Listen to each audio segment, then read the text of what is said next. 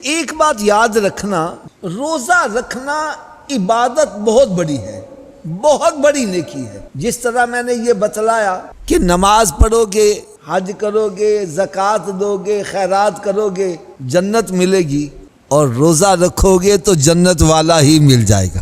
اجر بہت زیادہ ہے، تو جتنا بڑا اجر ملنے والا ہے شیطان مخالفت بھی اتنی زیادہ کرے گا۔ تو ایسے ہی بندے کے دل میں وہم سا ڈال دیتا ہے، اوئے روزہ نہ رکھی، روزہ رکھا تو مر جائے گا، وہم، ویسے وہم ڈال دیا۔ تو خالی وہم پر روزہ چھوڑنے کی اجازت نہیں ہے، ایسے ہی وہم پڑ گیا۔ جیسے کئی بندوں کے دل میں وہم ہوتا ہے، او جی میں گھر سے باہر نکلا تو مر جاؤں گا، میں نے یہ کام کیا تو مر جاؤں گا، یہ ایسے وہم ہوتے ہیں۔ بلی راستہ کاٹ گئی تو واپس آ جاؤ، گیا تو نقصان ہو جائے گا، یہ ایسے وہم ہوتے ہیں، اس کا حقیقت سے کوئی تعلق نہیں۔ آئیے آج میں آپ کو ایک وہم کا علاج بھی بتلاؤں۔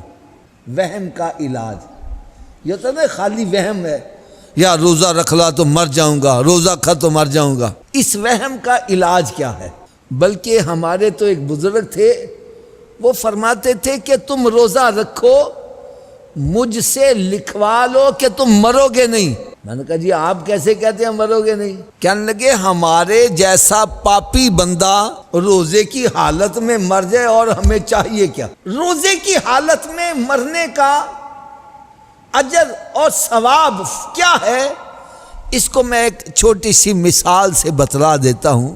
ایک بندہ گورنمنٹ کا ملازم ہے، یوں سمجھے ریلوے کا ملازم ہے، یا پولیس میں ملازم ہے، یا فوج کے اندر ملازم ہے۔ وہ جو گورنمنٹ جاب کرنے والا ہے، گورنمنٹ کا ملازم ہے، وہ گھر میں مر جائے اس کی ویلیو اور ہوگی، اور اگر وہ ڈیوٹی پہ مر جائے، ڈیتھ آن ڈیوٹی کنسیڈر ہو جائے تو اس کی قیمت کچھ اور پڑتی ہے۔ میری بات سمجھ آ رہی ہے نا؟ ایک ریلوے کا ہی ملازم ہے، گھر کے اندر مر جاتا ہے، اس کی ویلیو اور ہوگی، اور اگر ڈیوٹی کرتے ہوئے، کام کرتے ہوئے ڈیتھ آن ڈیوٹی کنسیڈر ہو جائے اس کی ویلیو کچھ اور ہوتی ہے۔ ایک پولیس کا ملازم ہے، گھر کے اندر مر جائے اس کی اور ویلیو ہوگی، اور ڈیوٹی کرتے ہوئے اس کو موت آ جائے، ڈیتھ آن ڈیوٹی کنسیڈر ہو جائے تو اس کے لیے بڑی بڑی مراعات ہیں۔ اس کو یہ پلاٹ بھی دے دو، اس کو اتنا انعام بھی دے دو، اس کو یہ بھی دے دو، اس کو یہ بھی دے دو۔ بھائی یہ کیوں؟ اس کے بچے کو بھی بھرتی کر لو۔ بھائی یہ کیوں؟ کہتا ہے یہ ڈیتھ آن ڈیوٹی کنسیڈر ہوا ہے۔ تو بالکل اسی طرح سمجھ لو، جو بندہ روزے کی حالت میں مر گیا ہے وہ ڈیتھ آن ڈیوٹی کنسیڈر ہوتا ہے، کہ وہ ڈیوٹی کر رہا تھا، وہ عبادت کے اندر مشغول تھا، اس کو موت آ گئی۔ تو فرمایا جو بندہ روزے کی حالت میں مر جاتا ہے بغیر حساب کتاب کے جنت میں چلا جاتا ہے۔ تو اگر خالی وسوسہ ہے دل میں کہ روزہ رکھا تو مر جاؤں گا، تو اس وسوسے کی کاٹ یہ ہے کہ بھائی اگر میں مر گیا روزے کی حالت میں اور مجھے چاہیے کیا؟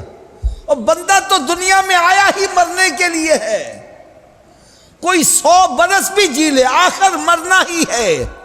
کل نفس ذائقۃ الموت، بندہ اس دنیا میں مرنے کے لیے ہی تو آیا ہے۔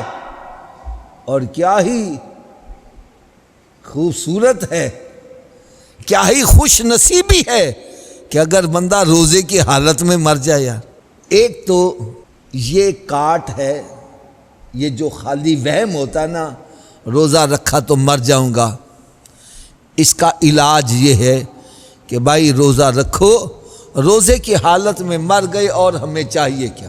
دوسری بات یہ ہے کہ اگر واقعی ایسا بیمار ہے، کوئی حکیم حاذق، کوئی ڈاکٹر، میں ان کی بات نہیں کرتا جو 100 روپیہ لے کر جعلی سرٹیفکیٹ بنا دیتے ہیں، ان کی بات نہیں کرتا۔ ایسا ڈاکٹر، ایسا حکیم جس کے اندر خوف خدا ہو، وہ اگر یہ کہہ دے کہ بھائی اس نے روزہ رکھا تو مر جائے گا، یا اس کی بیماری میں اضافہ ہو جائے گا، اس کی بیماری پرولونگ ہو جائے گی، لمبی ہو جائے گی، تو ایسی صورت میں روزہ چھوڑنے کی اجازت ہے۔ رمضان المبارک میں روزہ نہ رکھے، بعد میں رکھ لے۔